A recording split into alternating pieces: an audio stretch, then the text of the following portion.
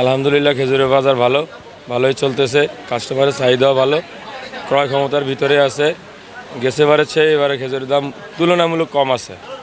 গেছেবার যে খেজুর ছিল আপনার 500-600 টাকা, সেটা এখন বর্তমানে 450-420 টাকা এমন চলতেছে। আগে একসময় শুধু রমজান মাসেই খাইতো। এখন আলহামদুলিল্লাহ খেজুর হিউজ পরিমাণে আছে বাংলাদেশে, কোনো ট্রাভেল হবে না, আর দামও বাড়ার কোনো সুযোগ নেই, দাম কমার সুযোগ আছে। যেমন আপনার জিয়াদি খেজুরটা, ওটা গেল বছর আপনার বন্যাতেও ছিল, ওটা 280-300 টাকা, ওটা এখন 220 টাকা 230 টাকা। আবার জিয়াদি ওটা যেটা নর্মালটা, ওটা আপনার 180 টাকা 170 টাকা। আবার দাবাস খেজুর হলে আপনার 420 টাকা 450 টাকা এমন, যেটা একটু প্রিমিয়ামটার একটু সামান্য দাম বাড়তি। এই যে ধরো মরিয়াম বেচতেছি 1100 টাকা কেজি, এটা 2-3 মাস আগে আসিল 1300 টাকা কেজি। এই খেজুরটা কমছে, কিছু কিছু খেজুর কমছে, দু একটা কোয়ালিটি আবার ঠিকই আছে।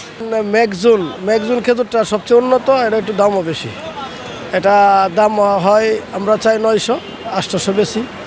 আবার আজও আছে 850-800 বেশি। এরপরে ছোটো ছোটো খেজুর আছে যেটা বাংলা, এটা 150 টাকা বেশি, 180 টাকা বেশি, 200 টাকা বেশি এমন হয়।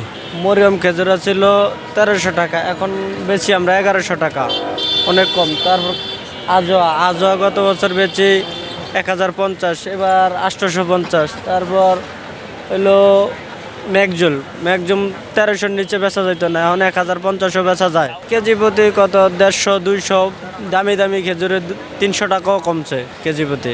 সামনে হয়তো কিছুটা বাড়ার সম্ভাবনা থাকতে পারে, যখন একটু সেল বেশি হবে তখন একটু দাম বাড়ার সম্ভাবনা থাকতে পারে।